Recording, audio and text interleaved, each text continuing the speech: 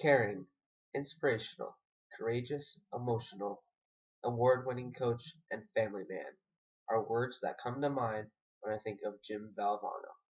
I chose my IB project to be on Jim Valvano because I found him a person that I could one day hope to be like. Hi there, I'm Chris Berman, and I speak for everybody who does, did, or will work at ESPN. Jimmy V Week's so very, very important to us. I can't believe it's been almost 20 years since we lost Jim Valvano tragically to cancer. And whether you knew Jimmy like many of us did for years and years and years, or you met him for 30 seconds, it didn't matter. Whether you were Chris Berman or anyone else or the janitor, it didn't matter. Jimmy wanted to hear how you were doing. His face was gregarious at all times. He was full of life, and the least we can do for him moving forward is to be full of life and hope that what the V Foundation and the work to try to find a cure for cancer will make others full of life. Jimmy would accept no other way, and we thought it'd be fun to share some of people's remembrances of Jim Valvano with you at this moment. Well, most of my best memories of Jim Valvano I can't really say on camera.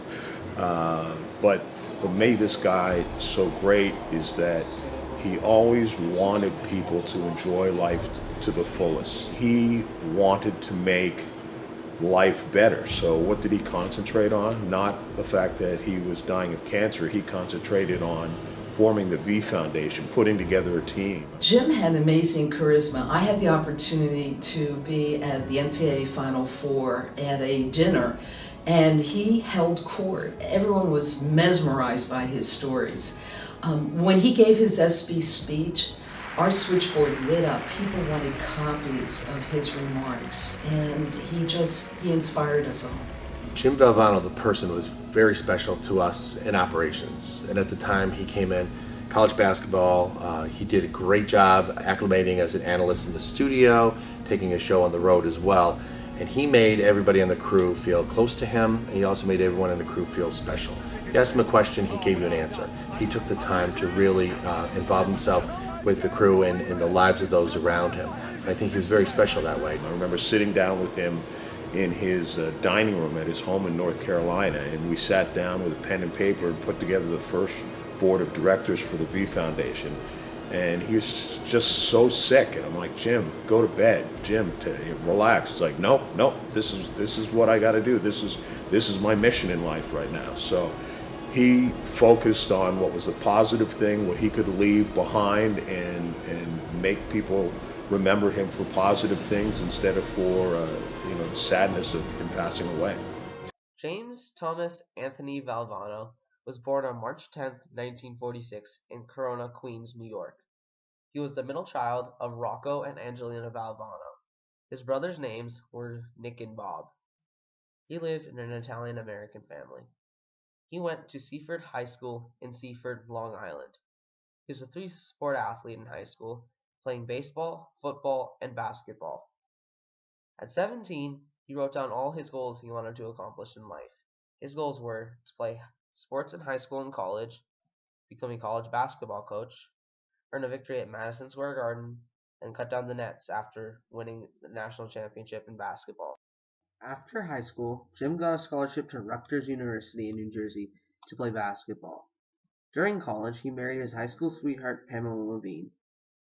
Playing guard at Rutgers, he led the team to a third-place finish in the NIT tournament, and he also earned a degree in English. After graduation, he didn't have to travel far as he got a job at Rutgers. He would be the head coach of the freshman basketball team and the assistant for the varsity squad. He coached at Rutgers for 2 years before taking coaching positions at Johns Hopkins, Connecticut, Bucknell, and Iona. Based on his team's records, he was offered his first coaching job in Division 1A basketball at North Carolina State University. NC State gave him the opportunity of a lifetime to coach at the Division 1A level. He was the head coach of the NC State Wolfpack from 1980 to 1990. His greatest year at NC State was the 1982-83 season, when his underdog Wolfpack team won the NCAA Division I basketball championship during the annual March Madness tournament. With NC State, he had 7 NCAA postseason berths and also became second in the NIT tournament, or the National Invitational Tournament. The Wolfpack also won 2 ACC, the Atlantic Coast Conference championships. In 1986, NC State appointed him athletic director for all NC State sports teams. After being accused of recruiting players with low grades to play basketball, he stepped down as the school's AD. Then after the 1989-90 basketball season, he also decided to quit coaching basketball. This is a sad ending of a great legacy at NC State, and his legacy is still evident at NC State. After NC State, he became a broadcaster for ESPN and ABC Sports. He was also a sideline reporter for the World League of American Football. He also provided to be a very good sportscaster, winning the Cable Ace Award for commentator and analyst for NCAA basketball in 1992. In addition to broadcasting, Jimmy was a very effective motivational speaker. One of his most famous speeches was the 1993 ESPY speech. Jimmy also appeared frequently on TV shows such as The Cosby Show before he encountered a serious health issue. In June of 1992, Valvano was diagnosed with metastatic adenocarcinoma. MA is a cancer arising in the glandular tissue and can spread to other regions of the body. After being diagnosed, he briefly returned to sports commentary for ESPN and ABC. He did not go through radiation or chemo to treat his cancer, so the disease progressed and he became weaker and weaker, and he had a lot of difficulty even walking. On March 3, 1993, he gave the speech at the first ever ESPY Awards. The ESPYs are like the Oscars of sports. He was being presented the Arthur Ashe Courage and Humanitarian Award. This was his speech after receiving the award. Thank you.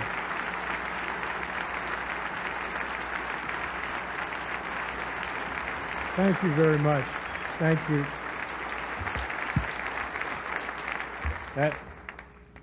That's the lowest I've ever seen Dick Vitale since the owner of the Detroit Pistons called him in and told him he should go into broadcasting.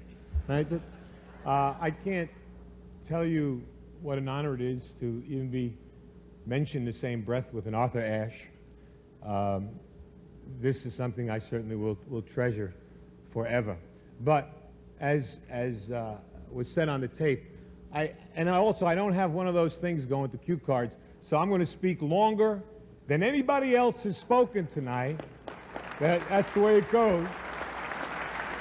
Time is very precious to me. I don't know how much I have left, and I have some things that I would like to say. Hopefully, at the end, I'll have something that will be important to other people too. But I can't help it. Now when I'm fighting cancer, everybody knows that.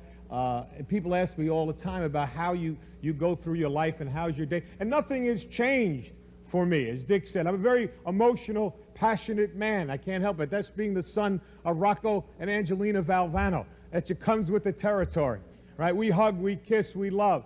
And when people say to me, how do you get through life or each day, it's the same thing. To me, there are three things we all should do every day. If we do this every day of our life, you're going to have, what a wonderful, number one is laugh.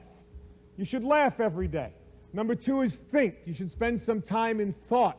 And number three is you should have your emotions moved to tears. Could be happiness or joy. But think about it. If you laugh, you think, and you cry, that's a full day. That's a heck of a day. You do that 7 days a week, you're going to have something special. And so,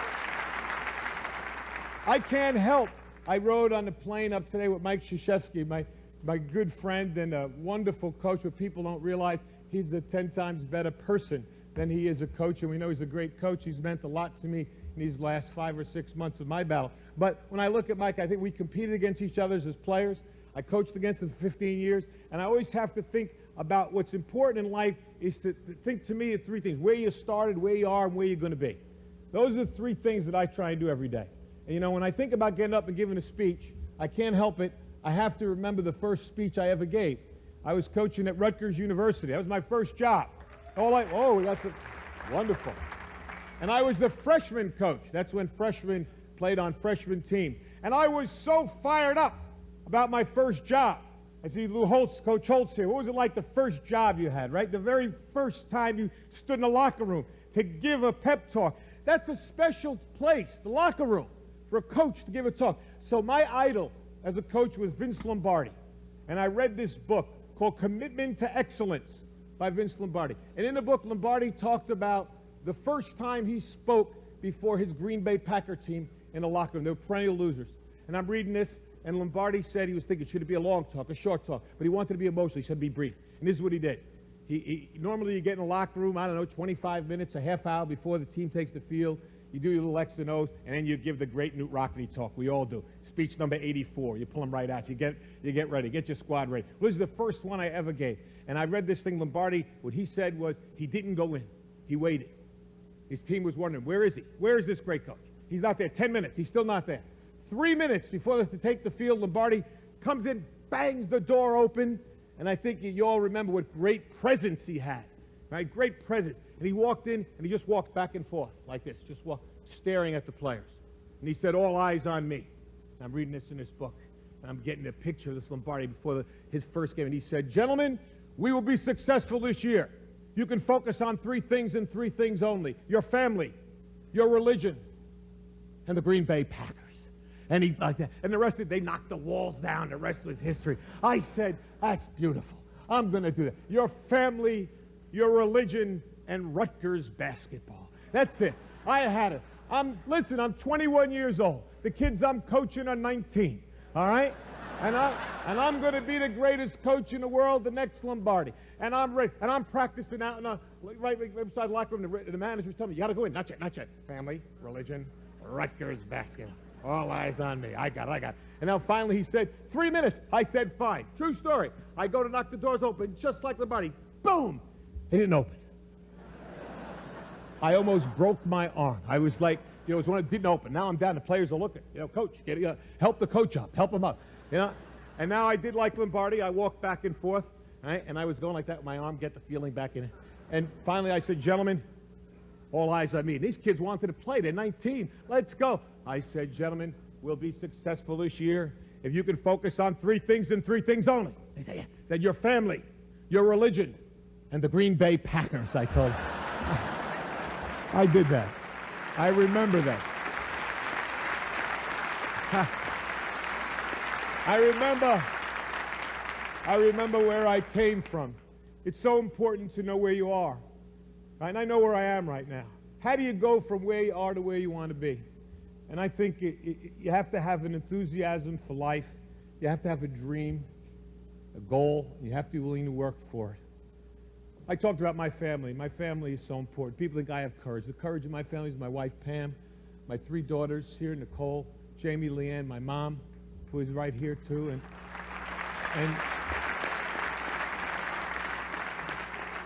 And that screen is flashing up there 30 seconds like I care about that screen right now, huh? I got tumors all over my body. I'm worried about some guy in the back going 30 seconds, huh? You got a lot. Hey, panabla, buddy. You got a lot.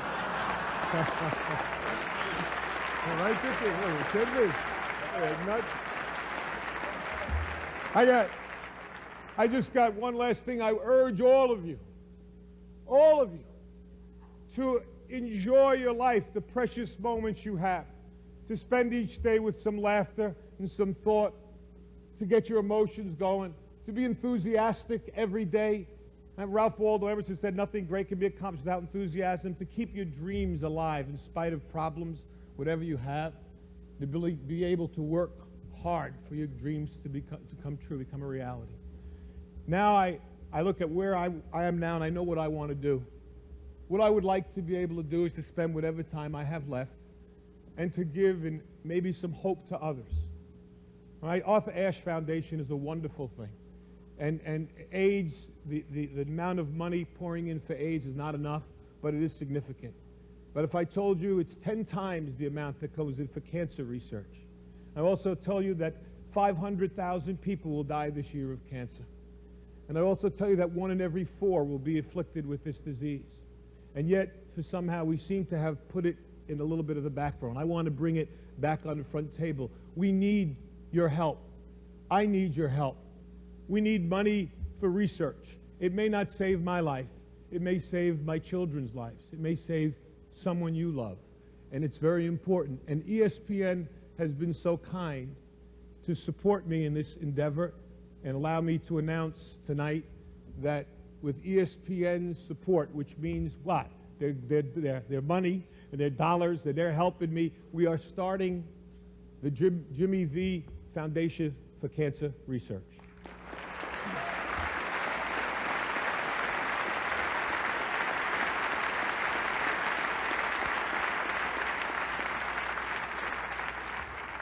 And its motto is, don't give up, don't ever give up. And that's what I'm going to try to do. Every minute that I have left, I will thank God for the day and the moment I have.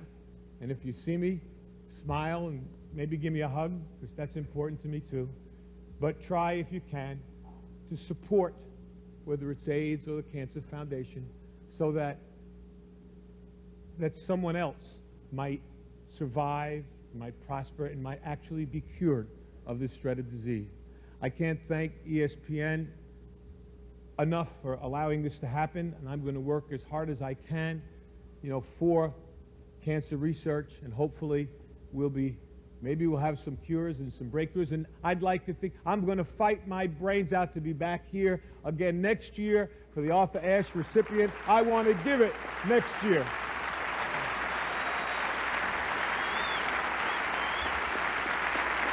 I know I've got to go. I've got to go, and I've got one last thing. I've said it before, and I'm going to say it again. Cancer can take away all my physical abilities. It cannot touch my mind, it cannot touch my heart, and it cannot touch my soul. And those three things are going to carry on forever. I thank you, and God bless you all. The next video is information on the V Foundation.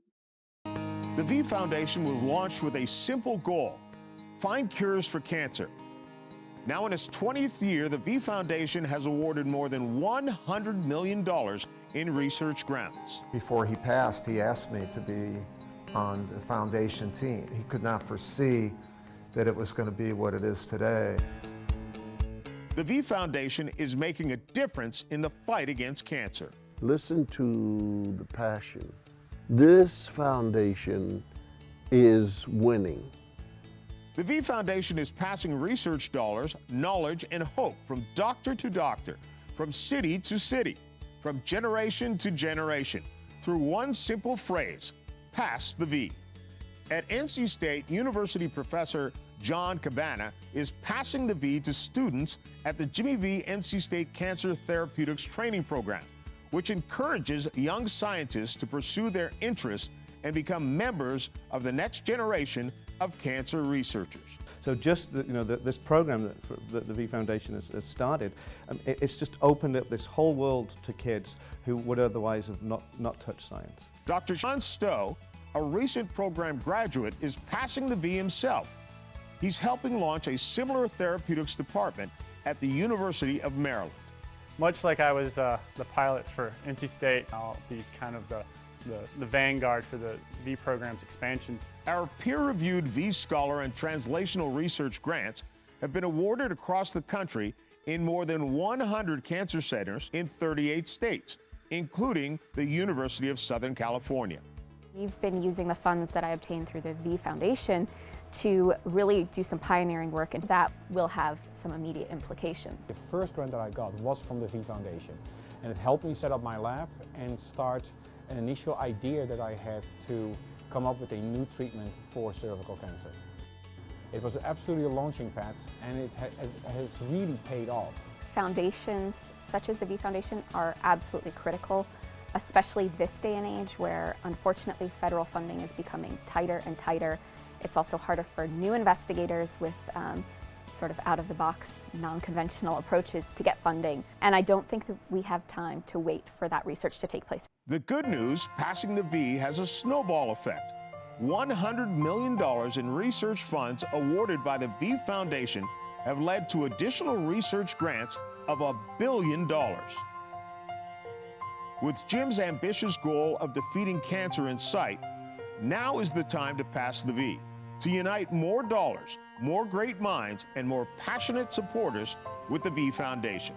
Cancer can take away all my physical abilities. It cannot touch my mind, it cannot touch my heart, and it cannot touch my soul. And those three things are going to carry on forever. I thank you, and God bless you all. Support the V Foundation. Help us continue to make Jim Valvano's dream of a cancer-free world a reality. Valvano died less than 2 months after his famous ESPY speech.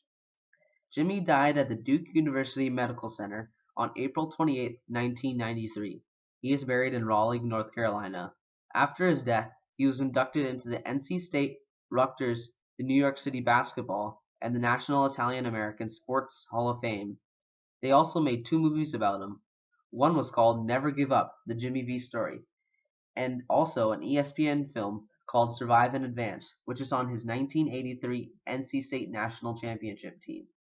His foundation has raised a lot of money through the many events they sponsor, such as Jimmy V Week, their own award at the ESPYs, and the Jimmy V Celebrity Golf Classic. Jimmy V is a hero in life, and I too would one day like to be an inspiration to people like he was.